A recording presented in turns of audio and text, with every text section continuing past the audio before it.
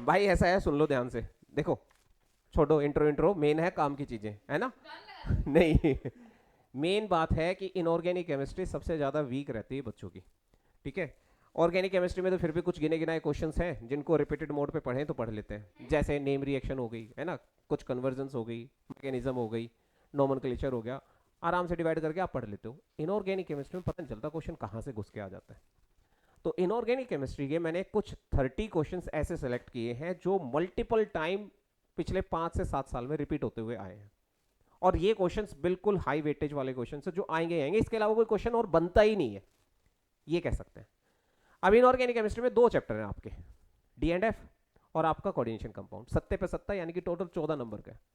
14 number के लिए आपको 30 क्वेश्चन की प्रैक्टिस करनी है, ठीक है? तो आहा का मतलब है यहाँ पर आपके आएंगे ही आएंगे वाले क्वेश्चन, ठीक है बच्चा? तो इसका मतलब सपनों को हकीकत में बदला जाएगा बेटा, इनऑर्गेनिक का क्वेश्चन यहीं से आएगा, ठीक है? धन्यवाद। चलो, तालियां इतनी बजाई जैसे 700-800 बच्चे बैठे हो, हैं? हाँ बिल्कुल ठीक है, धन्यवाद। सही है। तो इनऑर्गेनिक केमिस्ट्री में अब हम कुछ काम की बातों को डिस्कस कर लेते हैं, ठीक है? सीधा क्वेश्चन पे ना आकर थोड़ा सा काम की बात, यानी कि कॉन्सेप्ट की क्लैरिटी भी हो जाए हमारी, ठीक है?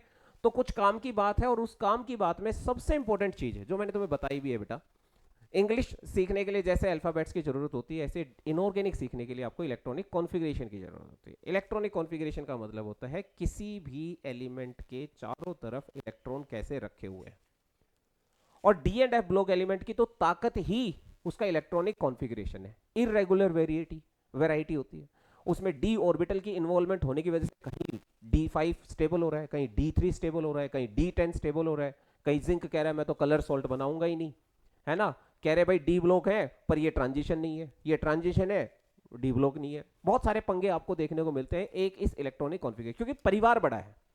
परिवार बड़ा मतलब डी ब्लॉक का मतलब है जिसमें लास्ट इलेक्ट्रॉन डी सबशेल में घुस जाए वो डी ब्लॉक का एलिमेंट कहलाए। आ रही है बात समझ में? इसका इलेक्ट्रॉनिक कॉन्फ़िगरेशन इतना इतना कॉम्प्लिकेटेड या इतना हटके क्यों है? क्योंकि यहां पर एक छोटा सा चेंज आता है जब हम एनर्जी लेवल में ऑर्बिटल्स को अरेंज करते हैं। आपने देखा होगा शेल को अरेंज करते हैं, तो आपका जो 3D ऑर्बिटल है और 4s है, इसमें हमें छोटा सा पंगा देखने को मिलता है। क्या? वो देखेंगे अब इस कॉन्फ़िगरेशन को देखते हुए। तो सबसे पहले जनरल इलेक्ट्रॉनिक कॉन्फ़िगरेशन की बात करते हैं। तो जनरल इलेक्ट्रॉनिक कॉन्फ़िगरेशन आपके सामने है ns n-1d 1 to 10 और ns 0 to 1 0 to 2। सर ये क्या चीज है बताते हैं बेटा, देखो ध्यान से, देखो बेटा, n-1 का मतलब है कि ये वाली जो ऑर्बिटल्स हैं आपकी, ये वाली जो ऑर्बिटल्स हैं, इन्हें कहते हैं पेनल्टीमेट शेल। कौन सी शेल बेटा? पेनल्टीमेट, यानी कि आउटर शेल से जस्ट पहले वाली। और ये हो गई आपकी outer shell, outermost shell. मतलब अगर इलेक्ट्रॉन के भगाने की बात आएगी तो भागेगा भी कहां से? 4s से, मतलब s से, और आएगा भी कभी एंटर करने के लिए तो कहां पे आएगा? 4s में। जाएगा भी 4s से, आएगा भी 4s में, क्योंकि n-1 जो d ऑर्बिटल है वो आपकी कौन सी शेल है? पेनल्टीमेट, आउटर मोस्ट से जस्ट पहले, आउटर मोस्ट शेल से जस्ट पहले। आ रही है बात? इतनी समझ में आ रही है? कोई दिक्कत नहीं। n यहां पर क्या है सबको पता है, n का मतलब यहां पर क्या है बेटा? Shell number. क्या है बेटा? Shell number. But sir shell number तो हम कैसे समझें? तो शेल नंबर को एक बहुत ही सिंपल सी भाषा में कहा जाता है पीरियड नंबर। Period number. अब ध्यान देना बेटा, इधर आपको एक रूल भी पता होगा n+l, जिसे कहते हैं एनर्जी रूल। क्या कहते हैं बेटा? एनर्जी रूल, जिससे हम ये पता लगाते हैं कि किस सबशेल की एनर्जी ज्यादा और किस सबशेल की एनर्जी कम है। यहां पर इस रूल को जब हम लगाते हैं तो हमारे पास एक आ जाता है 3d और एक आ जाता है 4s। 3 n की वैल्यू 3 है, d के लिए l की वैल्यू 2 होती है, ऐड करते हैं तो हमारे पास आता है +5। यहां पर n की वैल्यू 4 है, l की वैल्यू s के लिए 0 होती है, और वैल्यू आती है हमारे पास +4, जिसकी वजह से 3d की एनर्जी 4s से ज्यादा हो जाती है। इसीलिए पहले 4s में इलेक्ट्रॉन जाते हैं, फिर 3d में आने शुरू होते हैं। इसीलिए पोटेशियम, ये आपका क्या कहते हैं, पोटेशियम एंड देन कैल्शियम, ये भर जाते हैं। 4s1 और 4s2 हो जाता है, उसके बाद शुरुआत होती है स्कैंडियम की। उसके बाद शुरुआत किसकी होती है बेटा? स्कैंडियम की। और खास बात ये, डी ऑर्बिटल की शुरुआत ही कहां से होती है? 3D से।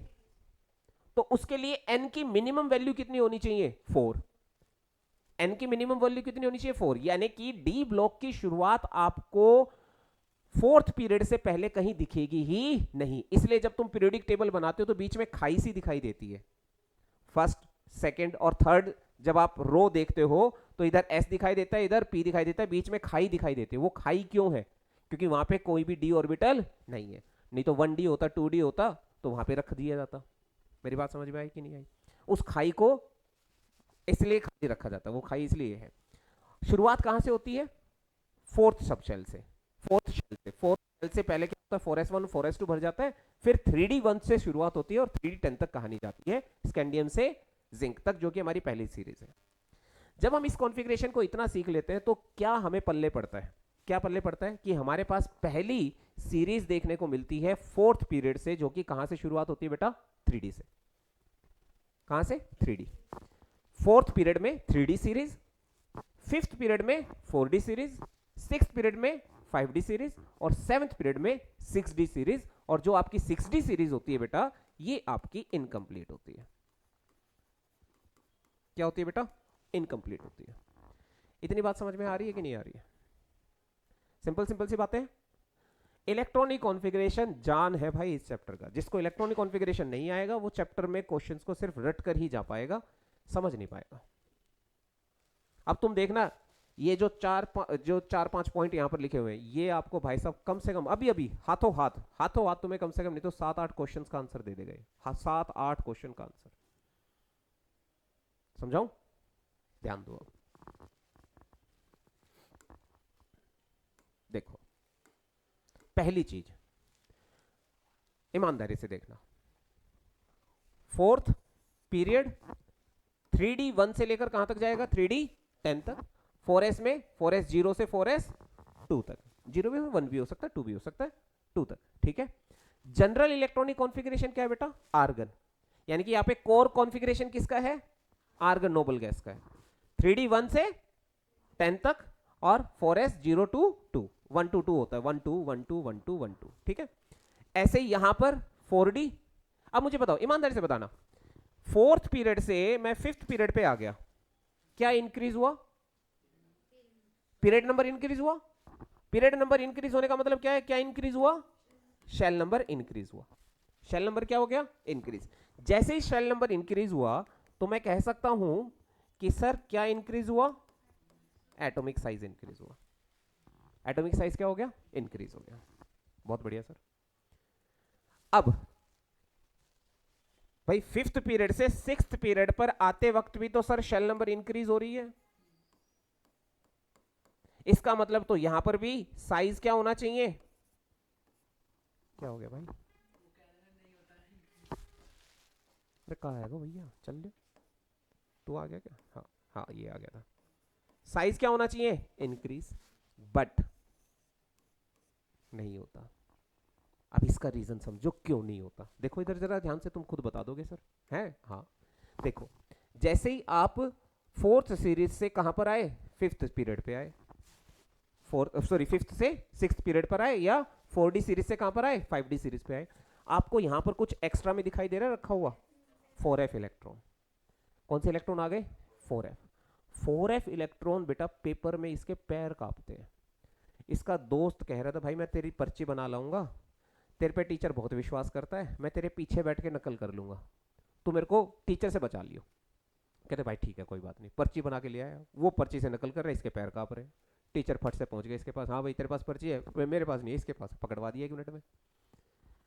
यानी कि उसने अपने दोस्त को टीचर से नहीं बचाया, शील्ड नहीं किया, स्क्रीन नहीं किया, क्योंकि 4f इलेक्ट्रॉन की जो स्क्रीनिंग पावर है या जो शील्डिंग इफेक्ट है वो बहुत कम होता है। शील्डिंग इफेक्ट क्या होता है बेटा? बहुत कम होता है। जिसकी वजह से इस टीचर यानी कि न्यूक्लियस का उस आउटर मोस्ट शेल के इलेक्ट्रॉन पे अट्रैक्शन क्या हो गया? बढ़ गया। तो उसने इलेक्ट्रॉन को खींच लिया। जो शेल नंबर के बढ़ने से साइज बढ़ना चाहिए था वो इफेक्टिव न्यूक्लियर चार्ज ने कंपनसेट करके वापस डिक्रीज कर दिया। यानी कि दोनों चीज एक दूसरे को क्या कर गई, अपोज कर गई, कैंसिल आउट कर गई, जिसकी वजह से साइज ना तो इंक्रीज हुआ और ना ही डिक्रीज हुआ। इसलिए 4D और 5D सीरीज के एलिमेंट्स होते हैं, उनका साइज नियरली सेम होता है। इसीलिए यहीं से एक क्वेश्चन आता है 2 नंबर का, कई बार 1 नंबर में भी, असर्शन डिवीजन में भी, कि जिरकोनियम और हाफनियम की एटॉमिक रेडियस एक जैसी क्यों होती है भाई साहब? क्योंकि जिरकोनियम और हाफनियम, जिरकोनियम आपका 4D सीरीज का एलिमेंट है, हाफनियम आपका 5D सीरीज का एलिमेंट है, और दोनों के साइज में सिमिलरिटी किस वजह से हुई? Due to the poor shielding effect of 4f electron, जिसकी वजह से एटॉमिक साइज कॉन्ट्रैक्ट हो गया, साइज डिक्रीज हो गया, साइज घट गया, और इसी फिनोमिना को तुमने पढ़ा भी है, लेंथेनॉइड कॉन्ट्रैक्शन। क्या पढ़ा है बेटा? Lanthanoid contraction. बोलो बात समझ में आई कि नहीं आई? कितनी सारी चीजें घूम रही है केवल एक इलेक्ट्रॉनिक कॉन्फ़िगरेशन के आसपास। आगे देखो ध्यान से, एक बात और इंपॉर्टेंट, क्या? चलो सर ये बात तो आपकी मान ली हमने, तो यानी कि 4D और 5D सीरीज का साइज क्या रहने वाला है? सिमिलर।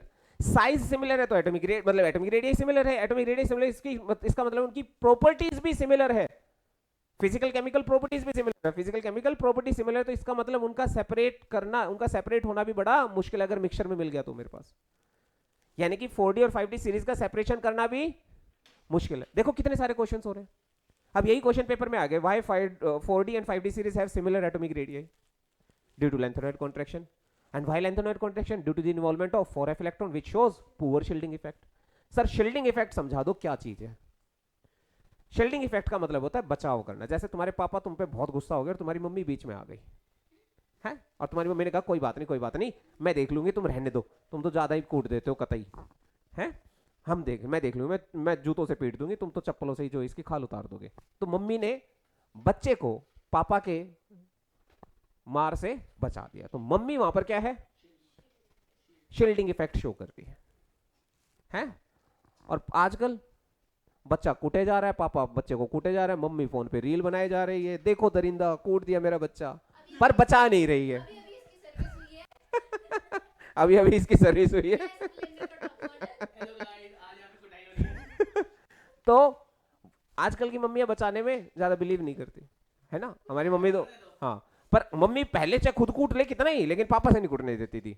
ये हमने तो भाई बहुत बचे हम तो, है ना। तो इसका मतलब पहले की मम्मियों की शील्डिंग पावर ज्यादा थी, अब की शील्डिंग पावर कम हो गई। आ रही बात समझ में? हाँ हाँ, पहले तो क्या होता था बेटा, ध्यान दो, पहले तो क्या होता था बेटा, सच्चा प्यार होता था, वहां पे शील्डिंग बहुत बचाया जाता था लोगों को।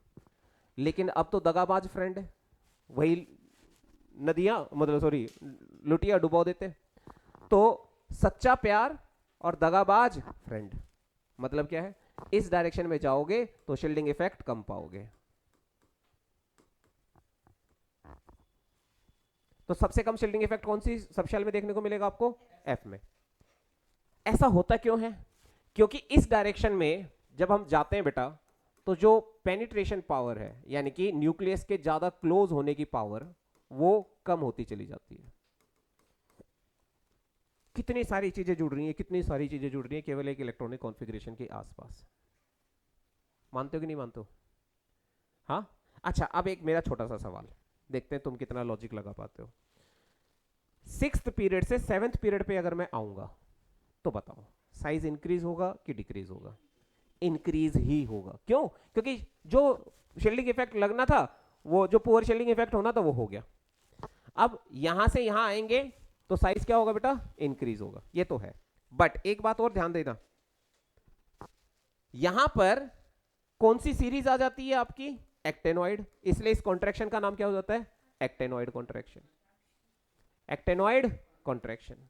अगली चीज और बहुत ध्यान से सुनना, बहुत ज्यादा ध्यान से, क्या कि अगर मैं कॉन्ट्रैक्शन पावर की बात करूं या शील्डिंग इफेक्ट की बात करूं,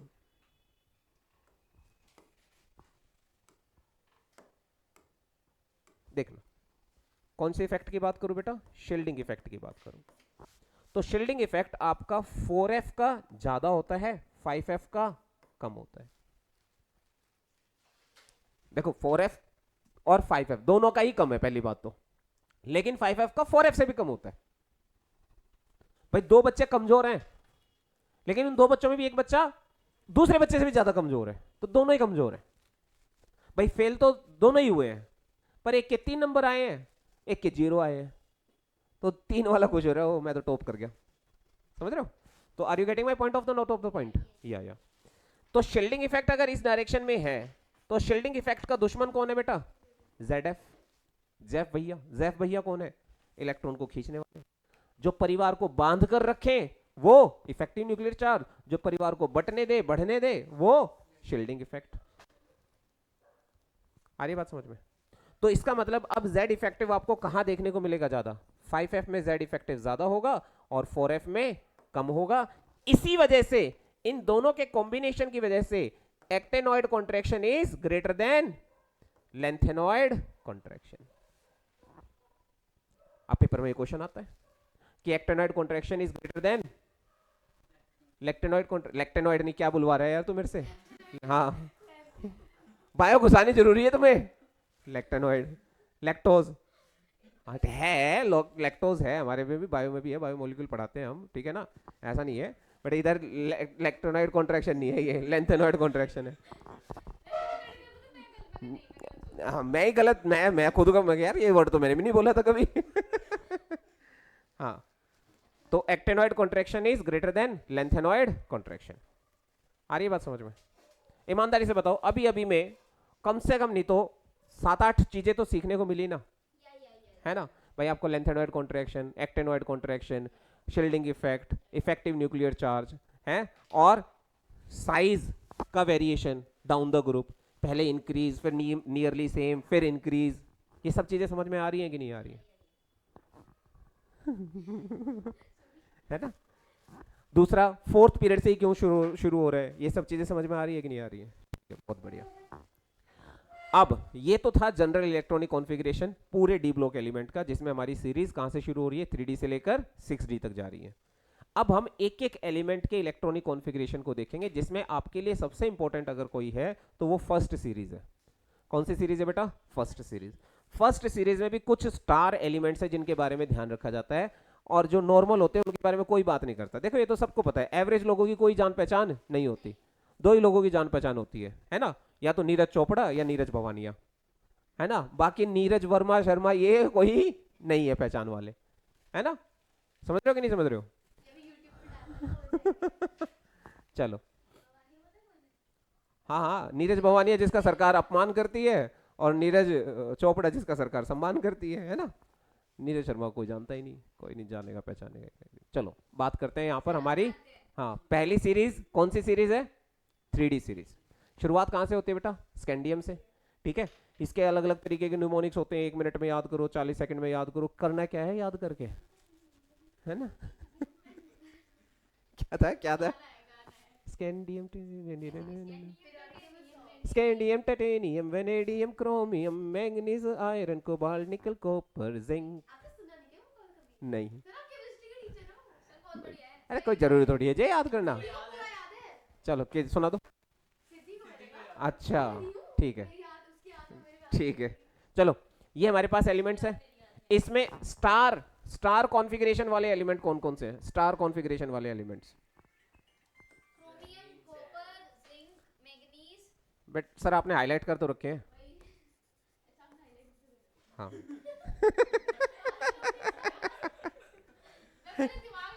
यही तो कह रहा हूँ, हाईलाइट कर तो रखे।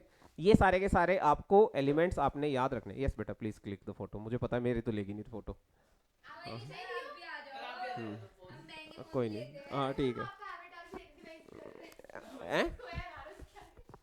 चलो करें शुरू, गुड़िया? थैंक यू, बस ठीक है, डन। चले, अब देखो यहां पर भी कम से कम नहीं तो आपके 3 से 4 क्वेश्चन तो यहीं से हो जाते हैं। 3 से 4 में तो कहता हूँ 5-6 क्वेश्चन हो जाएंगे। कैसे सर? देखो ध्यान से। सबसे पहला कॉन्फ़िगरेशन किसका है आपके पास? स्कैंडियम। स्कैंडियम जो है ना, वो इन 3 इलेक्ट्रॉन से बड़ा परेशान है। कह रहा अगर ये 3 चले जाएं तो अपन भी नोबल गैस हो जाए, अपन के भी मजे ही मजे, अपन के भी मजे ही मजे। तो स्कैंडियम बहुत जल्दी किस में कन्वर्ट हो जाता है? स्कैंडियम 3 पॉजिटिव में, बाय लूजिंग 3 इलेक्ट्रॉन। क्योंकि स्कैंडियम 3 का इलेक्ट्रॉनिक कॉन्फ़िगरेशन क्या हो जाता है? आर्गन। बट ये जो सक्सेस है, ये सक्सेस इसने ऐसे ही नहीं पाई, इसके लिए इसने बलिदान दिया है। लेवल निकल गया है इसका। इसने क्या बलिदान दिया है? इसने कहा कि मुझे 3D में कोई इलेक्ट्रॉन नहीं चाहिए। इसका 3D क्या हो गया बेटा? 0। 3D क्या हो गया? 0 हो गया, 0। तो सारे ट्रांजिशन एलिमेंट इसे चिढ़ा रहे हैं, तेरी तो जिंदगी बेरंग होगी है, मतलब रो नहीं रहे, चिढ़ा रहे हैं, ठीक है ना, कि भाई तेरा तो बुरा हाल हो गया भाई, तेरे पास तो डी इलेक्ट्रॉन ही नहीं है, तेरा तो ट्रांजिशन ही नहीं होगा भाई, तेरे तो लेवल ही नहीं निकलेंगे, तेरी तो जिंदगी कलरलेस हो गई। तो स्कैंडियम 3 पॉजिटिव क्या होता है बेटा? कलरलेस,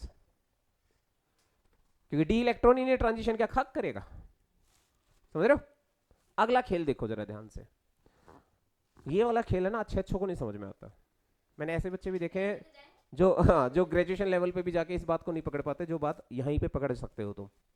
क्या है वो बात? बड़ी खास बात है। पक्की बात देखो जरा। हाँ, ए गुड़िया तो समझदार है। ये दो हैं, क्रोमियम और मैंगनीज। क्रोमियम और मैंगनीज की बात करने से पहले एक और छोटा सा कॉन्सेप्ट जो तुम्हारे दिमाग में पहले से बैठा हुआ है, जब आपने स्ट्रक्चर ऑफ एटम पढ़ा होगा क्लास 11th में, आहा, है ना, और पीरियोडिक क्लासिफिकेशन ऑफ एलिमेंट पढ़ा होगा क्लास 11th में। वापस आ जाते हैं। हाँ, तो बेटा एक तो D0, एक D3, एक D5 और एक D10। ये कॉन्फ़िगरेशन एक्सेप्शनली स्टेबल होते हैं। अगर कोई एलिमेंट किसी भी तरीके से इन कॉन्फ़िगरेशन में अगर आ जाता है तो अपने आप को स्टेबलाइज कर लेता है। क्या कर लेता है? स्टेबल, अपने आप को स्टेबल फील करता है। कैसे? D0 कोई इलेक्ट्रॉन है ही नहीं, यानी कि नोबल गैस कॉन्फ़िगरेशन अटेन हो चुका है। D3 किसको रिप्रेजेंट करता है बेटा? T2G को। T2G को याद भी नहीं है बेटा, T2G लेवल है, और इसके भी लेवल निकल चुके हैं, क्योंकि इसके पास कितनी ऑर्बिटल होती हैं? 3, और तीनों ऑर्बिटल में इलेक्ट्रॉन कितने कितने आ जाते हैं बेटा? Single single single. तुम्हें तो अच्छे से पता है बेटा, सिंगल जिंदगी is much more better than mingle जिंदगी। दक्ष तो अच्छे से जानता है इस बात को, है ना। तो उसके बाद हमारे पास कौन सी ऑर्बिटल है बेटा? D5। D5 में भी आपको शक्ल कैसी देखने को मिलेगी बेटा? सबकी सिंगल ही देखने को मिलेगी। सारे इलेक्ट्रॉन क्या होंगे? Single single single single single. या तो सारे सिंगल हो या सारे मिंगल हो। प्रॉब्लम वही आती है जहां 4 सिंगल और 1 मिंगल हो, है ना, तो बड़ी दिक्कत आ जाती है। फिर वो सिंगल मिंगल को बड़े चढ़ाते हैं, और जहां मिंगल ज्यादा होते हैं वो मिंगल सिंगल को ज्यादा चढ़ाते हैं। तो हाँ जी, तो परेशानी है, रिकॉर्ड हो जाएगी आवाज। तो परेशानी कहां पर है? नहीं वो तो ठीक है कि हर जगह है।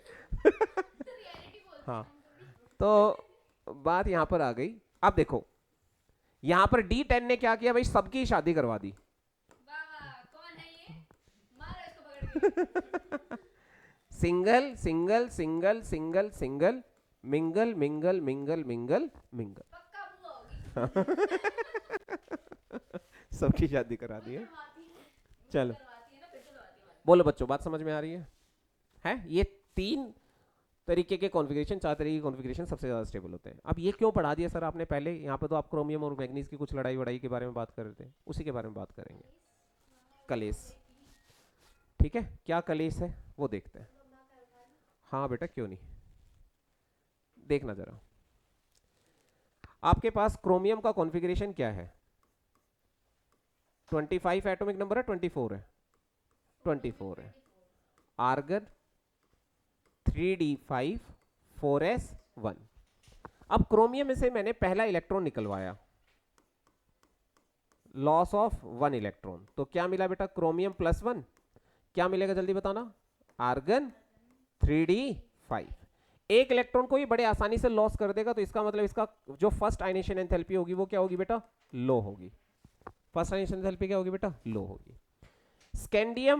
क्रोमियम +1 से अगर मैं क्रोमियम +2 पे आऊं तो ये एक इलेक्ट्रॉन लूज करना मुश्किल हो जाएगा।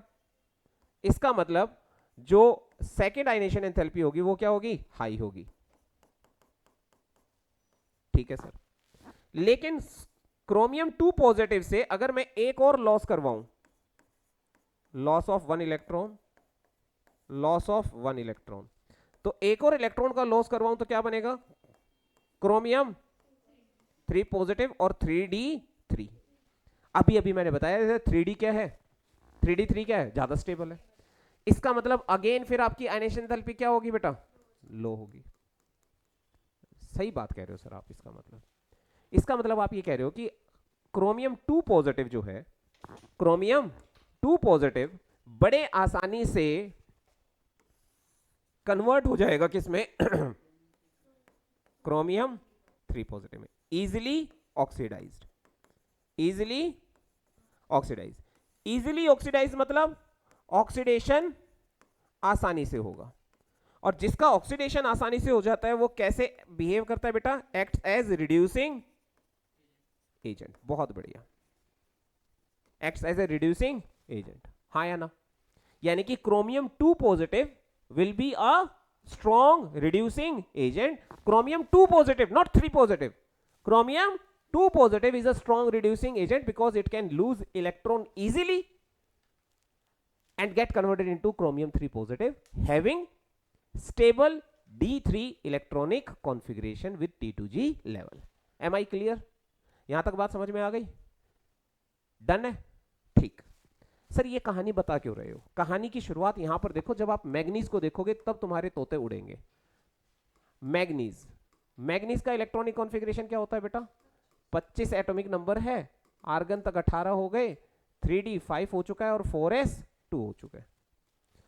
अब इसका कॉन्फ़िगरेशन तो स्टेबल है क्योंकि 4s पूरी की पूरी भरी हुई है और जल्दी बताओ db हाफ फिल्ड है। तो इसका मतलब अगर मैं इसमें से एक इलेक्ट्रॉन निकालना चाहूं, लॉस ऑफ 1 इलेक्ट्रॉन, तो इसका मतलब आयनेशन एंथैल्पी क्या होने वाली है बेटा? हाई। सही है बात सर। तो कॉन्फ़िगरेशन क्या हो जाएगा बेटा? Argon 3d5 4s 1। जहां पहले 4s से इतना प्यार था, 4s से नफरत शुरू हो गई। यही तो है समाज के नियम। अब mn +1 है यहां पे। mn क्या है बेटा? +1 है यहां पे। हाँ सर +1 है। अब ये +1 बहुत आसानी से अगले इलेक्ट्रॉन का लॉस कर देगा। पूछो क्यों? क्योंकि अगला इलेक्ट्रॉन का लॉस होने से इसका कॉन्फ़िगरेशन क्या हो जाएगा बेटा? स्टेबल हो जाएगा। क्या कॉन्फ़िगरेशन हो जाएगा? आर्गन 3d5 हो जाएगा, हाँ या ना? तो क्या बन गया? Mn2 positive. तो एक बात तय है कि Mn जो है वो डायरेक्ट अपने आप को कौन सी फॉर्म में कन्वर्ट करना पसंद करेगा? Mn+2 में। डायरेक्ट Mn से क्या बनना चाहेगा? Mn+2। मानते हो कि नहीं मानते हो इस बात को? इजीली ऑक्सीडेशन हो जाएगा कि नहीं हो जाएगा? हाँ ठीक है। लेकिन इसके बाद ये कहेगा अगला इलेक्ट्रॉन मेरी छाती पे से लेके जाना पड़ेगा, मैं नहीं देने वाला इलेक्ट्रॉन। हाँ तो अब इसका कॉन्फ़िगरेशन क्या होगा बेटा? ईमानदारी से बताना। Argon 3d5।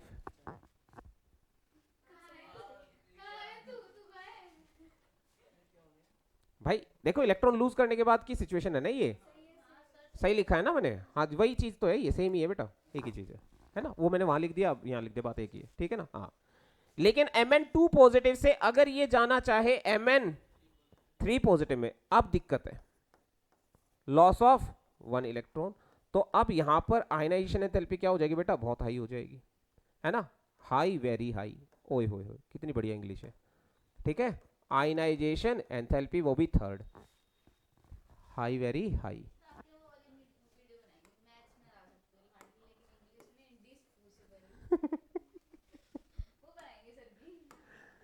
तुम सुधर जाओ। अब एक बात सोचो आप ईमानदारी से, क्या Mn2 पॉजिटिव अपने आप को Mn3 पॉजिटिव में कन्वर्ट करना चाहेगा? जब चाहेगा नहीं तो होने भी नहीं देंगे बेटा हम। जबरदस्ती नहीं करते यार, डेमोक्रेसी है। तो D5 से D4 जाना चाहेगा क्या? बोलिए, जाना चाहेगा क्या? क्या ये बताना जरूरी है क्या कि ये इलेक्ट्रॉन यहां पे जाएगा क्या? नहीं ना। तो इसका मतलब क्या ये Mn2 पॉजिटिव बढ़िया रिड्यूसिंग एजेंट है? नहीं है, कतई नींद में है। Mn2 पॉजिटिव से Mn3 पॉजिटिव बन रहा है, बट बनना पॉसिबल नहीं है। तो Mn2 पॉजिटिव इलेक्ट्रॉन लूज, जब इलेक्ट्रॉन लूज नहीं करेगा तो इसका मतलब ये हुआ कि ये बढ़िया रिड्यूसिंग एजेंट नहीं है, क्योंकि इलेक्ट्रॉन लूज करने के बाद अनस्टेबल हो गया ना भाई। या बट इसने तो इलेक्ट्रॉन लूज करने के बाद अपने आप को क्या कर लिया, स्टेबल। इसलिए ये एक बढ़िया रिड्यूसिंग एजेंट है और ये बढ़िया रिड्यूसिंग एजेंट नहीं है। इसका मतलब ये हुआ कि अगर पेपर में ये क्वेश्चन आया है कि why chromium 2 positive is a stronger reducing agent as compare to Mn2 positive, you can give the answer by using the electronic configuration. स्वाहा। बोलो, नहीं आई बात समझ में? अच्छे से बोल बेटा। हाँ, अब अगला सवाल और बहुत खास है। सर सवाल में सवाल पूछे जा रहे हो, सवाल क्यों है खास? जब कोई इलेक्ट्रॉन आसानी से लूज कर देता है ना, जब कोई इलेक्ट्रॉन आसानी से क्या कर देता है, लूज कर देता है, उसका उसका इलेक्ट्रॉन जो उसका जो रिडक्शन पोटेंशियल होता है वो उसका जो इलेक्ट्रोड पोटेंशियल होता है, यानी कि जो रिडक्शन पोटेंशियल होता है वो नेगेटिव होता है। अगर कोई इलेक्ट्रॉन इजीली लूज कर रहा है तो उसका रिडक्शन पोटेंशियल नेगेटिव होता है। जो इलेक्ट्रॉन लूज करना ना चाहे उसका रिडक्शन पोटेंशियल पॉजिटिव होता है। ये बात दिमाग में बैठा लो, ये बात मैं तुम्हें इलेक्ट्रोकेमिस्ट्री में भी पढ़ा चुका हूं। ये बात इतनी सारी हिंदी में कहीं नहीं लिखी होगी। हाँ बिल्कुल करूंगा। अगर कोई इलेक्ट्रॉन इजीली लूज करता है तो उसका रिडक्शन पोटेंशियल नेगेटिव होता है। कोई इलेक्ट्रॉन इजीली लूज करना पसंद करता है तो उसका इलेक्ट्रोड पोटेंशियल नेगेटिव होता है। और अगर कोई इलेक्ट्रॉन लूज करना पसंद ना करे तो उसका रिडक्शन पोटेंशियल पॉजिटिव होता है। तो आप देखकर भी रिडक्शन पोटेंशियल, जो कि मैं पढ़ाऊंगा, रिडक्शन पोटेंशियल बहुत इंपॉर्टेंट टॉपिक है आपका D and F block element में। ठीक है बच्चा, यहां तक बात समझ में आ गई? किसी को कोई डाउट यहां तक? हाँ बिल्कुल लिख लो, कोई दिक्कत नहीं है। मैं तो भूल ही गया था पॉज। हाँ बच्चा, तो यहां तक की बात समझ में आ गई? ठीक है, तो कौन बढ़िया रिड्यूसिंग एजेंट है, Cr2 पॉजिटिव की Mn2 पॉजिटिव? Cr2 पॉजिटिव, समझ गए? इसके बाद आपके पास नीचे दो बैठे हैं, कुप्पू भैया और, हाँ कुप्पू भैया और जिंकू भैया। कोप्पू भैया जो है हमारे, वो थोड़े से दोगले इंसान है। ठीक है, अभी अगर इसकी शक्ल देखो ध्यान से, अगर इसकी शक्ल पे जाओ तो शक्ल पे जाने पे आपको पता लगेगा ये तो ट्रांजिशन एलिमेंट है ही नहीं। क्यों? क्योंकि ट्रांजिशन एलिमेंट जो है उन्होंने कह रखा है भाई कभी भी शांत होकर नहीं बैठना, इलेक्ट्रॉन की भूख बरकरार रहनी चाहिए। वो कहते हैं इलेक्ट्रॉन, और इलेक्ट्रॉन की भूख बरकरार तब रहेगी जब आपकी डी ऑर्बिटल पूरी की पूरी भरी हुई नहीं होगी, वो पार्शियली फिल्ड होनी चाहिए। पार्शियली फिल्ड का मतलब है D1 से लेकर D9 तक होना चाहिए। D10 होते ही कहानी खत्म, संतुष्टि में चले जाओगे, कंफर्ट जोन में चले जाओगे। जैसे ही कंफर्ट जोन में गए तुम्हारी जिंदगी बेरंग। जिंक की देख लो, जिंदगी बेरंग है। जितने भी सोल्ट बनाते हैं सारे कलरलेस होते हैं, व्हाइट व्हाइट होते हैं। क्यों? क्योंकि कंफर्ट जोन में चला गया। कंफर्ट जोन मतलब D3 D10। लेकिन कॉपर जो है कभी कभी मोटिवेट हो जाता है। कॉपर कभी कभी क्या हो जाता है बेटा? मोटिवेट हो जाता है। तो कॉपर जो है वो दो तरीके की वैलेंसी शो करता है, एक कॉपर +1 और एक कॉपर +2। जब ये +1 शो करता है तो इसका कॉन्फ़िगरेशन होता है 3D10, आगे आर्गन भी है ध्यान रखना। और जब ये +2 शो करता है तो आर्गन क्या हो जाता है बेटा? 3D9। जैसे ही 3D9 होता है सारे ट्रांजिशन एलिमेंट कहते हैं मुबारक हो, ट्रांजिशन एलिमेंट हुआ है। ठीक है ना?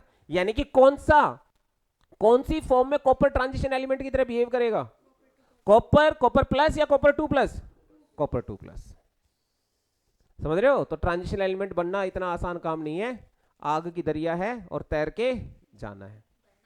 समझ गए ना? हाँ, तो जब तक कुछ सेक्रीफाइस नहीं करोगे तब तक तुम्हारी जिंदगी में कोई रंग नहीं आएगा। कॉपर अकेला बैठा था, कोई रंग नहीं था इसकी जिंदगी में। जब 2 इलेक्ट्रॉन लूज किए तभी रंग आया इसकी जिंदगी में।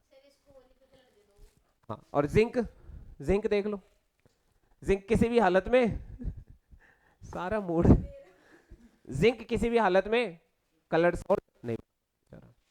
समझ रहे हो? ठीक है, वेरी गुड। अगर इतनी बात समझ में आ रही है तो अच्छी बात है। Can we move on?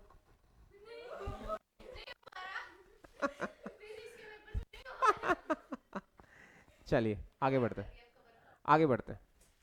जैसे आपने 3D सीरीज को इतनी डिटेल में पढ़ा, 4D सीरीज को और 5D सीरीज को इतनी डिटेल में पढ़ने की जरूरत नहीं है, एक बार गो थ्रू कर लोगे तो चीजें समझ में आ जाएगी। एक बेसिक डिफरेंस जो मैं तुम्हें समझाना चाह रहा हूं वो ये है कि जैसे ही आप 3D सीरीज की बात करते हो तो 3D सीरीज में आपका जो कोर एलिमेंट होता है वो आर्गन होता है, लेकिन 4D सीरीज में जो आपका कोर एलिमेंट होता है वो आपका क्रिप्टन होता है।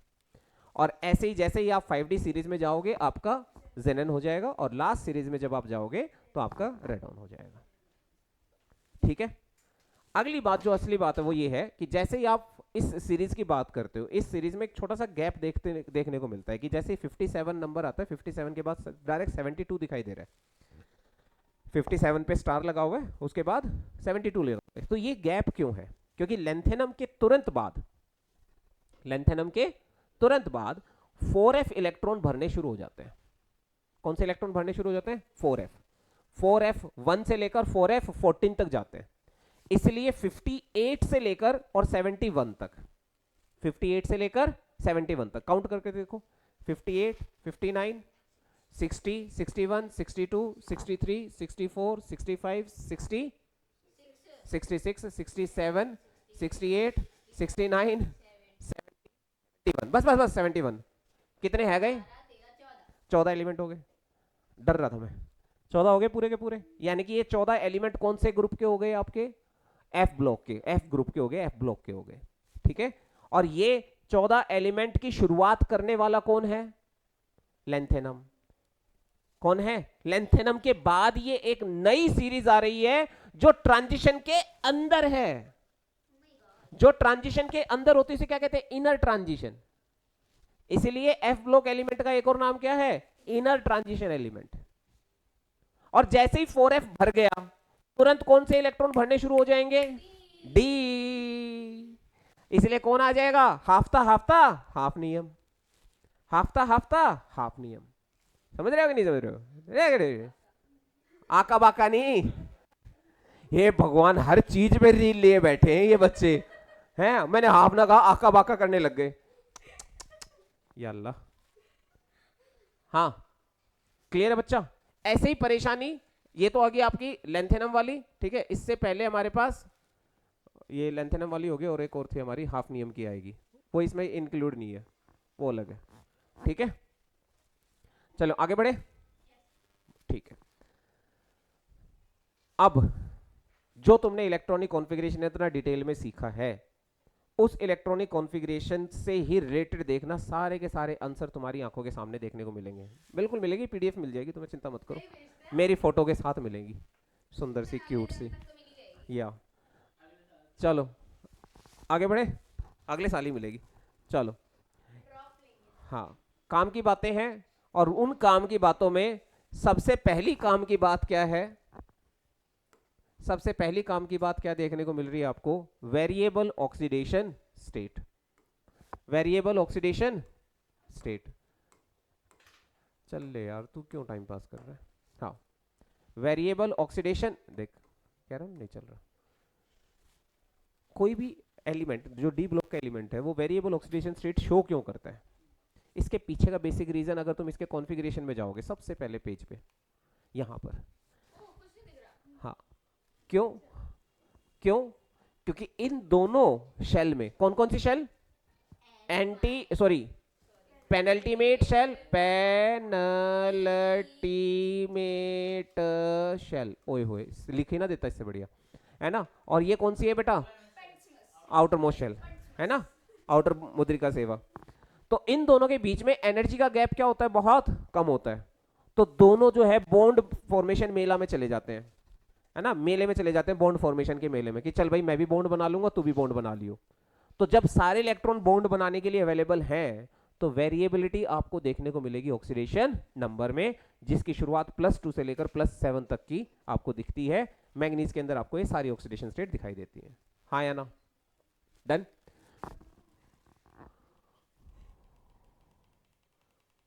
तो बात यहां पर आकर आ गई थी हमारी वेरिएबल ऑक्सीडेशन स्टेट में। तो वेरिएबल ऑक्सीडेशन स्टेट में आपको सबसे इंपॉर्टेंट पॉइंट क्या है? अगर इलेक्ट्रॉनिक कॉन्फ़िगरेशन के बिहाफ पे बात करूं कि वेरिएबल ऑक्सीडेशन स्टेट इसलिए है क्योंकि n-1d और ns के बीच में एनर्जी का डिफरेंस बहुत कम है, सिमिलर एनर्जी होती है दोनों की लगभग लगभग। Are you getting my point? लो, इसी पॉइंट को देखो, ये 1 नंबर में देखोगे और यही चीज आप 2 नंबर में लिख दोगे, सेम एक्सप्लेनेशन 2 नंबर में, सेम कंटेंट है कतई।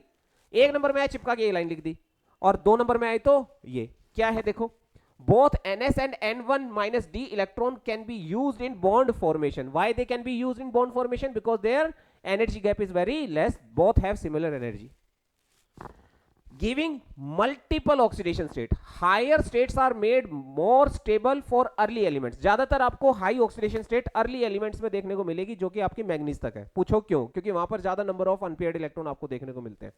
उसके बाद पेयरिंग शुरू हो जाती है ना? जब पेयरिंग शुरू हो जाती है तो फिर वो कहते हैं भाई पेयर हो ही तो गए, अब क्या ही, अब तो क्या ही जिंदगी, अब तो शादी हो ही गई, अब तो क्या ही है ना? समझ में आ रही है बात, है ना? हाँ नहीं नहीं, मैं बहुत खुश हूँ, I am very happy with my, क्या था, क्या कहना था? हाँ वही, ठीक है। देखो याद तक भी नहीं आ रही, खौफ देखो है। Lower states for latter element, यानी कि लेटर एलिमेंट में आपको वेरिएबिलिटी नहीं देखने को मिलेगी, मैक्सिमम यहाँ तक। तो मैग्नीज जो है वो आपको +2 से +3 +7 तक, और आयरन जो आपको +2 +3 देखने को मिलेगा। जनरल ऑक्सीडेशन स्टेट अगर मैं बात करूं डी ब्लॉक एलिमेंट की, तो वो +3 होती है, जो लगभग सभी शो करते हैं। ठीक है, आ रही है बात समझ में? आ रही है बात समझ में? अगला क्या है? Formation of coloured ion. क्या इसके बारे में हमने बात नहीं की? आप जाओ वापस डी ब्लॉक एलिमेंट के कॉन्फ़िगरेशन में, ये देखो, इस डी ब्लॉक के एलिमेंट के कॉन्फ़िगरेशन में आप D1 से स्कैंडियम को एज इट इज अभी छोड़ दो, क्योंकि वो +3 की स्टेट में जब जाता है तो वो D3 3D0 हो जाता है। उसको छोड़कर बाकी सबकी आउटर मोस्ट शेल में जो ये D सब शेल है वो क्या है? पार्शियली फिल्ड है।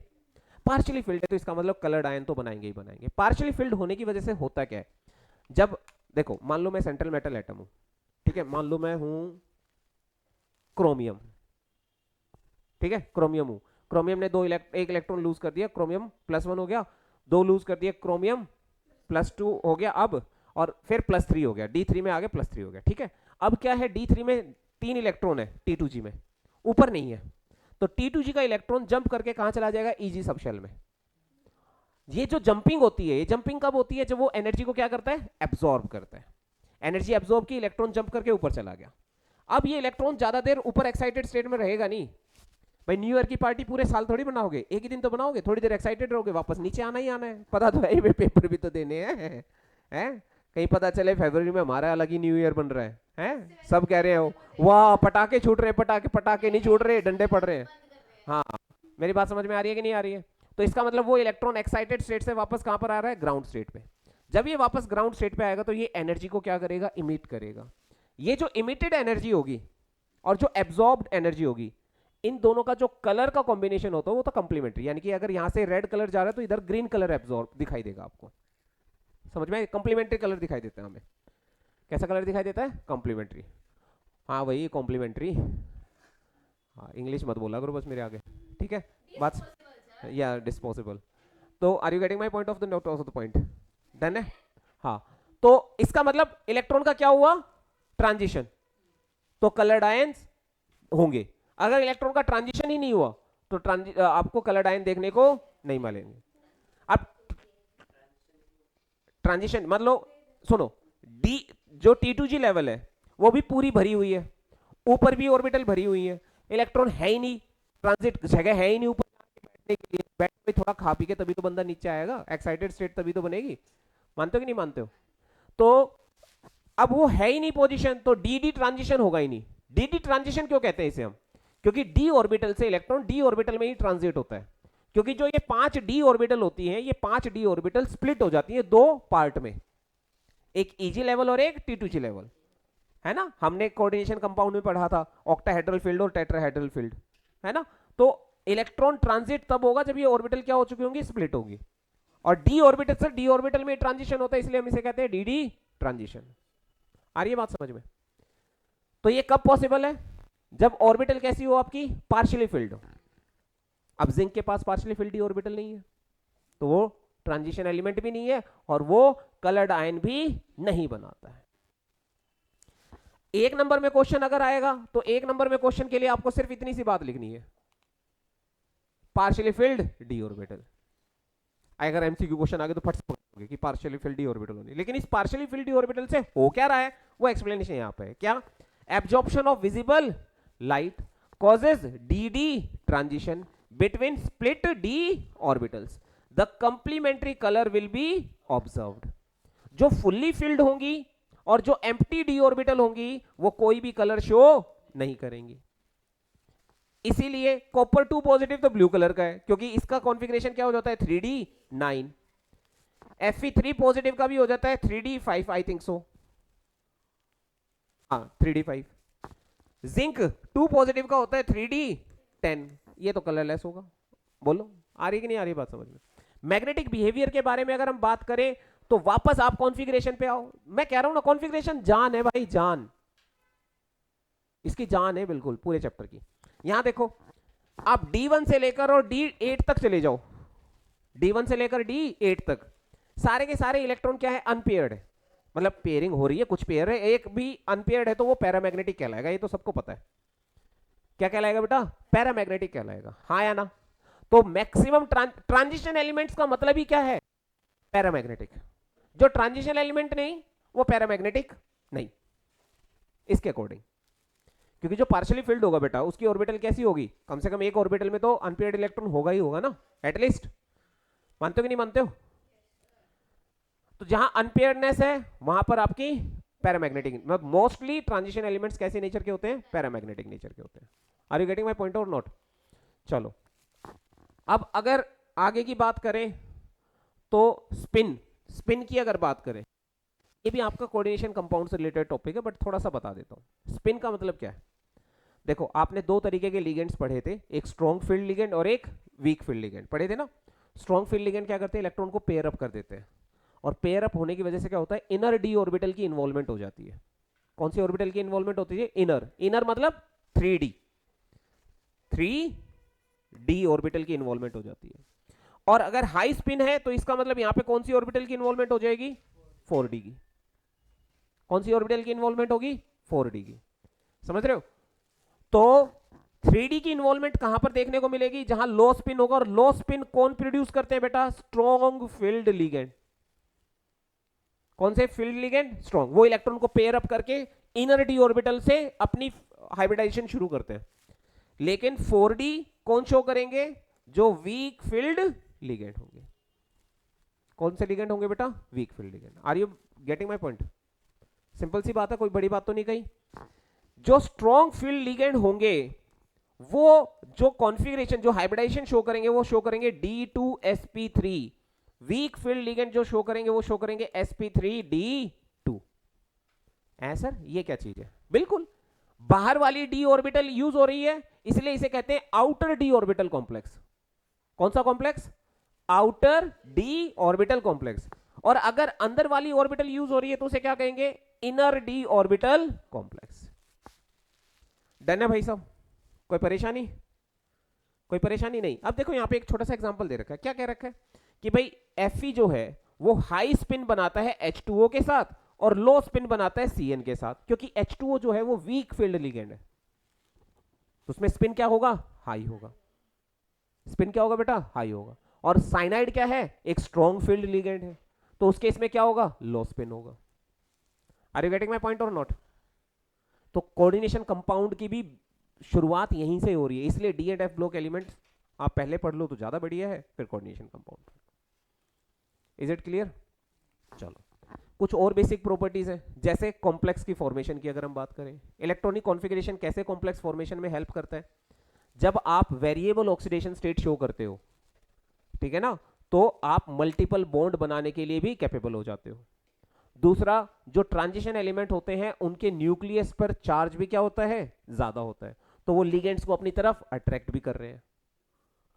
भाई कोऑर्डिनेट जो कॉम्प्लेक्स कंपाउंड बनाने की फॉर्मेशन की दो ही कंडीशन है, एक तो मल्टीपल ऑक्सीडेशन स्टेट शो करे, वो वेरिएबल ऑक्सीडेशन स्टेट शो करे, दूसरा न्यूक्लियर चार्ज क्या हो? ज्यादा हो। और ये दोनों ही क्वालिटी आपको किस में देखने को मिलती है? ट्रांजिशन एलिमेंट्स में। इसलिए ट्रांजिशन एलिमेंट्स क्या बनाते हैं? कॉम्प्लेक्स बनाते हैं। क्या बनाते हैं बेटा? कॉम्प्लेक्स। तो डी वैकेंट डी ऑर्बिटल की अवेलेबिलिटी है, क्योंकि कॉम्प्लेक्स कंपाउंड के अंदर दो चीजें होती हैं। ध्यान से सुन लो बेटा, कॉम्प्लेक्स कंपाउंड के अंदर कितनी चीजें होती हैं? दो। एक होती है सीमी, सीमी माने सेंट्रल मेटल आयन, और एक होता है बेटा आपका लिगेंड। लिगेंड कहता है भाई ऐसा है, देखो बरातियों का स्वागत खाली डी ऑर्बिटल से होना चाहिए। अब बराती कौन है? इलेक्ट्रॉन। लिगेंड कहता है भाई देख मेरे को और कुछ नहीं चाहिए, मैं ले आऊंगा इलेक्ट्रॉन, बस तू ऑर्बिटल खाली रखियो। ऑर्बिटल खाली मतलब वैकेंट ऑर्बिटल होनी चाहिए, क्योंकि दोनों इलेक्ट्रॉन किसके आएंगे? लिगेंड के। कोऑर्डिनेट बॉन्ड बनाएंगे। कौन सा बॉन्ड बनाएंगे? Coordinate bond. Ligand always donate the lone pair or negative charge to the vacant d orbital or the vacant orbital of the central metal atom या ion। यही तो पढ़ा है कोऑर्डिनेशन कंपाउंड में, पढ़ा है कि नहीं पढ़ा है? भाई लिगेंड क्या कहता है? तुम मुझे ऑर्बिटल दो, मैं तुम्हें बॉन्ड दूंगा। समझ में आ रही बात? और ये दोनों ही काम करके कौन दे दे? भाई मैं तुम्हें घर प्रोवाइड करूंगा। कौन प्रोवाइड करेगा? Central metal atom. Central metal atom कौन है? Transition element. तो ट्रांजिशन एलिमेंट के पास वैकेंट डी ऑर्बिटल भी अवेलेबल होती है और हाई चार्ज डेंसिटी भी होती है, इसीलिए वो आसानी से क्या बना लेता है बेटा? कॉम्प्लेक्स कंपाउंड बना लेता है। इसी की मेन एक्सप्लेनेशन यहां पर दे रखी है। भाई छोटा साइज होता है, हाई चार्ज जो मेटल आयंस होते हैं वो लोन पेयर को आसानी से एक्सेप्ट करते हैं लिगेंड्स के साथ, और इसलिए आसानी से क्या बना लेते हैं? कोऑर्डिनेट बॉन्ड बना लेते हैं। कौन सा बॉन्ड बना लेते हैं बेटा? कोऑर्डिनेट बॉन्ड बनाते हैं। आ रही है बात समझ में या नहीं आ रही है? अगला पॉइंट क्या है? Coordination number variability. ये मैंने बता दिया तुम्हें, मल्टीपल डी ऑर्बिटल्स की इन्वॉल्वमेंट होती है तो कोऑर्डिनेशन नंबर की भी वेरिएबिलिटी आपको देखने को मिलती है। कैटालाइटिक एक्टिविटी क्यों है? कोई भी एलिमेंट कैटलिस्ट की तरह बिहेव क्यों करेगा? वो कैटलिस्ट की तरह इसलिए बिहेव करेगा क्योंकि वो वेरिएबल ऑक्सीडेशन स्टेट शो कर सकता है, और यही काम कौन करता है? Transition element. इसलिए ट्रांजिशन एलिमेंट बहुत बढ़िया कैटलिस्ट की तरह काम करते हैं। ऑटो कैटलिस्ट क्या है? ऑटो कैटलिसिस क्या है? जो अपनी ऑक्सीडेशन नंबर रिएक्शन के दौरान भी चेंज कर ले, जैसे डिस्प्रोपोर्शनेशन रिएक्शन में होता है, एक element multiple oxidation state show करता है कि नहीं करता है? जैसे मैग्नीज है, मैग्नीज अकेला कितने तरीके की ऑक्सीडेशन स्टेट शो कर रहा है? +2 से लेकर +7 तक। सिंपल। चलो, मेटेलिक कैरेक्टर क्यों शो करते हैं? भाई इलेक्ट्रॉन डोनेट कर देते हैं, ठीक है। डी और एस दोनों ऑर्बिटल की मेटेलिक बॉन्डिंग में क्या हो जाती है? इन्वॉल्वमेंट हो जाती है, इसलिए कौन सा कैरेक्टर शो करते हैं? Metallic character. डी और एस दोनों इलेक्ट्रॉन की इन्वॉल्वमेंट होने की वजह से स्ट्रॉन्ग इंटर एटॉमिक क्या होती है? अट्रैक्शन। समझ में आई बात? जिससे डी लोकेलाइज इलेक्ट्रॉन आ जाते हैं, और उसी की वजह से क्या अरेंजमेंट हो जाती है? क्या प्रॉपर्टी डेवलप हो जाती है बेटा? हार्डनेस और स्ट्रेंथ डेवलप हो जाती है। किसमें? मेटल। मतलब मेटल की जितनी भी प्रॉपर्टीज है वो सारी की सारी आपके ट्रांजिशन एलिमेंट शो करते हैं। कॉमन सी बात है, सिंपल। अगला देखना क्या है? ये तो बहुत इंपॉर्टेंट है भाई, और बहुत बारी क्वेश्चन आया हुआ है। Why transition elements always have high melting point and boiling point? क्यों होता है ट्रांजिशन एलिमेंट का मेल्टिंग पॉइंट और boiling point high? Melting point का मतलब क्या है? जैसे मान लो हम सारे के सारे एटम हैं आयरन के, हैं, और हमारे पास वैकेंट और पार्शियली फिल्ड डी ऑर्बिटल है, तो एक एटम दूसरे एटम की पार्शियली फिल्ड डी ऑर्बिटल के साथ कंबाइन होकर क्या बना लेगा? मेटालिक बॉन्ड बना लेगा। जितनी ज्यादा वैकेंट होगी या जितनी ज्यादा अनपेयर्ड इलेक्ट्रॉन की अवेलेबिलिटी होगी, उतने ही ज्यादा बॉन्डिंग होने के चांसेस बढ़ेंगे। एक एटम दूसरे एटम से उतना ही ज्यादा क्या होगा? Highly bonded. अब जिंक की देख लो हालत तुम, जिंक का एक एटम और जिंक का दूसरा एटम बैठे बैठे बस बात ही कर रहे हैं, कोई अटैचमेंट नहीं कर पा रहे। क्यों अटैचमेंट नहीं कर पा रहे? है क्या? कोई अनपेयर्ड इलेक्ट्रॉन है क्या कि भाई बॉन्डिंग बनाए? भी नहीं बना पा रहे, इसलिए मेल्टिंग पॉइंट सबसे कम होता है। मरकरी देख लो, लिक्विड लिक्विड घूमती रहती है। जिंक, मरकरी, कैडमियम तीनों लास्ट एलिमेंट है हर एक सीरीज के, इनका मेल्टिंग पॉइंट सबसे कम क्यों होता है? क्योंकि इनके पास इंटर एटॉमिक बॉन्डिंग नहीं है। क्यों इंटर एटॉमिक बॉन्डिंग नहीं है? क्योंकि अनपेयर्ड इलेक्ट्रॉन की अवेलेबिलिटी नहीं है। जितने ज्यादा अनपेयर्ड इलेक्ट्रॉन होंगे उतनी इंटर एटॉमिक बॉन्डिंग ज्यादा होगी, जितनी इंटर एटॉमिक बॉन्डिंग ज्यादा होगी उतना ही मेल्टिंग पॉइंट ज्यादा होगा। इसलिए मेल्टिंग पॉइंट मिड पॉइंट तक इंक्रीज करता है। स्कैंडियम से लेकर आप मैग्नीज तक आओगे, आपको इंक्रीज होता हुआ दिखाई देगा, फिर डिक्रीज हो जाएगा, क्योंकि जैसे ही डाउन D5 के बाद आप अगर D6 की बात करोगे, वहां पर अनपेयर्ड इलेक्ट्रॉन तो 4 ही रह जाएंगे, D7 में 3 रह जाएंगे, D8 में 2 रह जाएंगे, D9 में 1 ही रह जाएगा। D9 वैसे रहता नहीं, D10 में हो जाता है वो जंप करके। तो नंबर ऑफ अनपेयर्ड इलेक्ट्रॉन क्या हो रहे हैं जब एंडिंग की तरफ जा रहे हैं? कम हो रहे हैं, इसलिए मेल्टिंग पॉइंट क्या हो जाता है? डिक्रीज। तो एकदम ऐसे पहाड़ की तरह पहले बढ़ता है और फिर घटता है। मिड तक मेटेलिक पॉइंट आपको बढ़ता हुआ दिखाई देगा, फिर घट जाएगा। आ रही है बात समझ में? कोई दिक्कत, कोई परेशानी? ठीक है। High enthalpy of atomization L है भाई, यही है इसका reason. Strong metal metal bond, metal metal bond अगर स्ट्रॉन्ग है तो मेटल मेटल के एटम को कोई अलग थोड़ी कर पाएगा भाई, फिर एटम के जो मेटल के एटम उनको अलग कोई कर पाएगा क्या? नहीं कर पाएगा। तो सबसे कम एंथैल्पी ऑफ एटमाइजेशन किसकी होगी? जिंक भैया की होगी कि नहीं होगी? क्रोमियम की सबसे ज्यादा हो जाएगी, मैग्नीज की उस भी और भी ज्यादा हो जाएगी, क्योंकि वहां पे नंबर ऑफ अनपेयर्ड इलेक्ट्रॉन क्या है? ज्यादा। अब देखो वो भी चीज फिर घूम फिर कर किस पे आ रही है? इलेक्ट्रॉनिक कॉन्फ़िगरेशन पे आ रही है। इसलिए इलेक्ट्रॉनिक कॉन्फ़िगरेशन समझना बहुत ज्यादा जरूरी है, बहुत ज्यादा। सारी प्रॉपर्टीज देख लो, सारी की सारी प्रॉपर्टीज हो रही है तुम्हारी, यही की हो रही है कि नहीं हो रही है?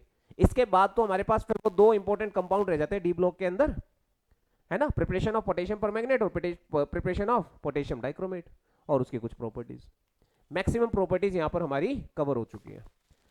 अलॉय फॉर्मेशन की अगर हम बात करें, अलॉय फॉर्मेशन का मतलब क्या होता है? जब एक एटम दूसरे एटम के साथ क्या हो रहा है? एक एटम दूसरे एलिमेंट का, एक एटम दूसरे एलिमेंट का, दोनों आपस में अगर उनके क्रिस्टल लैटिस आपस में मैच करते हैं तभी वो आसानी से मिक्स हो पाते हैं। अगर मिक्स नहीं, अगर उनका लैटिस मैच नहीं कर रहा है, उनकी एटॉमिक रेडियस मैच नहीं कर रही है, तो वो कभी भी अलॉय नहीं बनाएंगे। इसलिए सिमिलर एटॉमिक साइज और मेटेलिक बॉन्डिंग होने की वजह से अलॉय की फॉर्मेशन होती है ट्रांजिशन एलिमेंट्स के अंदर। Is it clear? कोई दिक्कत? और भाई ये तो तुम लिख के ले जाओ, ये वाला क्वेश्चन तो हर हालत में आएगा ही आएगा। ये वाला इंटरस्टिशियल कंपाउंड का क्वेश्चन तो हर बार ही पूछा जाता है। What are interstitial compound, what are interstitial compound. जब मैंने जो 15 क्वेश्चन तुम्हारे लिए सेलेक्ट किए, उन 15 क्वेश्चन में भी कई बार मैंने इस transition element, inner transition, sorry, interstitial compound के बारे में, इंटरस्टिशियल एलिमेंट्स के बारे में डिस्कस किया है। एक तरीके के अलॉय है ये भी। इनमें क्या होता है कि जो हमारे ट्रांजिशन एलिमेंट होते हैं, ट्रांजिशन एलिमेंट के एटम के बीच में गैप होता है, वॉइड्स होते हैं, और उन वॉइड्स के अंदर छोटे छोटे एटम, नॉन मेटल एटम जैसे कार्बन, हाइड्रोजन, सल्फर, ये एटम उनके बीच में जाके बैठ जाते हैं, जिससे उस मॉलिक्यूल की स्टिशियोमेट्री बिगड़ जाती है। उस कंपाउंड की क्या बिगड़ जाती है? स्टिशियोमेट्री। ये नॉन स्टिशियोमेट्रिक कंपाउंड होते हैं। कैसे कंपाउंड होते हैं? नॉन स्टिशियोमेट्रिक। कौन बनाएंगे? सिर्फ और सिर्फ कौन से एलिमेंट? Transition element. कौन से एलिमेंट बेटा? Transition elements. Small size of the metal atoms. तो जो small size of the metal atom कौन से? जो इनके अंदर आकर बैठने वाले हैं, जैसे कार्बन, हाइड्रोजन और nitrogen. Occupy the interstitial site. Interstitial site लिखो या वॉइड लिखो या गैप लिखो, इसलिए नाम भी क्या है कंपाउंड का? इंटरस्टिशियल कंपाउंड है। क्यों पढ़ रहे हैं ये इंटरस्टिशियल कंपाउंड? क्योंकि इंटरस्टिशियल कंपाउंड की प्रॉपर्टीज इनहेंस हो जाती है as compare to their pure metal. इनकी मेटेलिक रेजिस्टेंस बढ़ जाती है। कई प्रॉपर्टीज है जिसमें चेंजेस आ जाते हैं, जिसके बारे में हम आगे डिटेल में पढ़ेंगे, ठीक है। बस ये समझ में आना चाहिए कि इंटरस्टिशियल कंपाउंड बनते कब हैं। whenever small atoms occupy the interstitial sites of the transition element, they form interstitial compounds. Is it clear? कोई दिक्कत? अब ये एक्सेप्शनल कॉन्फ़िगरेशन ये मैं तुम्हें पहले ही डिस्कस करवा चुका हूं। D0, D3, D5 और D10 बताया। जिंक ग्रुप बिहेवियर, इसके बारे में भी हम अलग से डिस्कस कर चुके हैं। जिंक हो गया, मरकरी हो गया और कैडमियम हो गया, इनको हम ट्रांजिशन एलिमेंट कंसीडर ही नहीं करते, ठीक है। Are you getting my point? अब ये है कुछ ऐसी टर्म्स जो आपको आपके क्वेश्चन में लिखनी ही पड़ेगी जब भी अगर क्वेश्चन कुछ इस तरीके से आएगा। ये बेसिक टर्म्स है। जैसे मान लो अगर पेपर में क्वेश्चन आगे भी वेरिएबल ऑक्सीडेशन स्टेट शो करते हैं एलिमेंट, तो ये पंच लाइन तो होनी चाहिए, comparable energy of D and S orbital. अगर ये क्वेश्चन आया तो, अगर क्वेश्चन आया कि भी कलर्ड कंपाउंड बनाते हैं, तो ये लाइन तो लिखी होनी चाहिए, डी डी ट्रांजिशन। अगर क्वेश्चन पेपर में आगे भी पैरामैग्नेटिज्म क्यों शो करते हैं ट्रांजिशन में, तो ये लिखना पड़ेगा कि अनपेयर्ड इलेक्ट्रॉन की अवेलेबिलिटी होती है। कॉम्प्लेक्स फॉर्मेशन क्यों करते हैं? क्योंकि वैकेंट डी ऑर्बिटल होती है, प्लस में हाई चार्ज डेंसिटी होती है। कैटालाइटिक एक्टिविटी क्यों करते हैं? क्योंकि रिडॉक्स फ्लेक्सिबिलिटी, रिडॉक्स फ्लेक्सिबिलिटी मतलब मल्टीपल ऑक्सीडेशन स्टेट शो करना, ठीक है। हाई मेल्टिंग पॉइंट क्यों होता है? क्योंकि स्ट्रॉन्ग मेटेलिक बॉन्डिंग होती है। स्ट्रॉन्ग मेटेलिक बॉन्डिंग क्यों होती है? क्योंकि नंबर ऑफ जो अनपेयर्ड इलेक्ट्रॉन है वो मैक्सिमम होते हैं, हाँ या ना। एक्सेप्शंस के बारे में हम बात कर ही चुके हैं, क्रोमियम और कॉपर, जिनका इलेक्ट्रॉनिक कॉन्फ़िगरेशन अलग अलग होता है, करे थे ना, करे थे। और जिंक जो है वो ट्रू ट्रांजिशन एलिमेंट नहीं है, इसके बारे में हम डिस्कस कर चुके हैं। एक तो ये एक ही ऑक्सीडेशन स्टेट शो करता है और इसका डी ऑर्बिटल जो होता है वो कंप्लीटली फिल्ड होता है। Are you getting my point और नॉट? ठीक है। इसके बाद अगला जो टॉपिक है वो हमारा इलेक्ट्रोड पोटेंशियल का है, जिसके बारे में मैंने तुम्हें अभी भी छोटी सी एक लाइन लिखवाई थी, बीच में लिखवाई थी ना, उसी के बारे में है। जरा देखो ध्यान से, इलेक्ट्रोड पोटेंशियल सबसे पहले आपको कौन सी प्रॉपर्टी एक्सप्लेन करके बताएगा? मेटेलिक कैरेक्टर और उसकी रिएक्टिविटी। 3D सीरीज एलिमेंट्स या 3D series metals have negative E not value of M2M। M2M का मतलब क्या है? Reduction potential, standard reduction potential, जिसमें M2 से M बन रहा है। M2 से M बन रहा है का मतलब ये मत सोचना कि यहां पे रिडक्शन हो रहा है एलिमेंट्स का, नहीं आई बात समझ में? ये वैल्यू क्या है? पहली बात लिखो क्या है, ये है highly negative. Negative, highly negative. Highly negative का मतलब है M जो है वो बहुत आसानी से किस में कन्वर्ट हो जाएगा? M2 प्लस में। अगर वैल्यू क्या है? Highly negative. देखो हाईली नेगेटिव में मैंने तुम्हें क्या लिखवाया था, पढ़ो जरा एक बार, क्या लिखवाया था? जिनका पोटेंशियल नेगेटिव होता है वो इलेक्ट्रॉन इजीली लूज करते हैं, ये लिखवाया था। तो यानी कि M आसानी से इलेक्ट्रॉन लूज करके किस में कन्वर्ट हो जाएगा? M2 पॉजिटिव में। हाँ या ना? ठीक है। नेगेटिव रिडक्शन पोटेंशियल का मतलब है इजी ऑक्सीडेशन ऑफ मेटल, यही बात बताई मैंने। इसीलिए जो 3D एलिमेंट्स हैं वो स्ट्रॉन्ग मेटेलिक कैरेक्टर शो करते हैं कि उनका रिडक्शन पोटेंशियल हाईली नेगेटिव होता है। अब पेपर में अगर क्वेश्चन आता है कि व्हाई ट्रांजिशन एलिमेंट्स या 3D elements are more metallic in nature, you can say easily because their reduction potential is more negative। जिसका रिडक्शन पोटेंशियल ज्यादा नेगेटिव होगा इलेक्ट्रॉन इजीली लूज करेगा, जो इलेक्ट्रॉन इजीली लूज करता है उसका मेटेलिक कैरेक्टर तो ज्यादा होगा ही, क्योंकि मेटल की सबसे पहली खास बात होती यही है कि वो इलेक्ट्रॉन को इजीली क्या कर सकते हैं? लूज कर सकते हैं। समझ में आई बात? नेक्स्ट क्या है? Reactivity generally decreases from scandium to copper. हाँ, एक खास बात क्या है कि जब आप शुरुआत करते हो स्कैंडियम से किधर जाते हो बेटा? जिंक की तरफ जाते हो, और जिंक से पहले कहां रुक जाते हो? कॉपर। तो स्कैंडियम से ये वैल्यू नेगेटिव जो है वो कम होती कम होती कम होती कम होती कम होती कम होती कम होती कॉपर पर पहुंचने पे पॉजिटिव हो जाती है, पॉजिटिव 0.34 वोल्ट। कॉपर पे जाती वैल्यू क्या हो जाती है? 0.34 वोल्ट। समझ में आई बात?